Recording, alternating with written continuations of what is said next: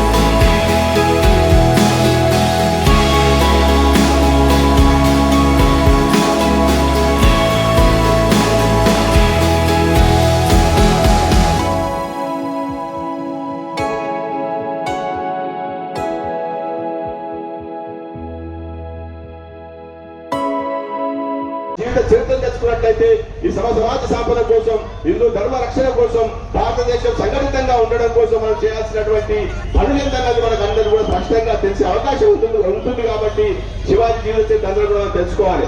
చాలా మంది చిత్రీకరిస్తారు శివాజీ ఏదైనా అంటే హిందువులు మాత్రమే పోరాడిండు, ముస్లింలు నన్ను వ్యతిరేకించదని కాదు. ఇక్కడ ఉన్న వాళ్ళందరం కూడా గమనించాలి.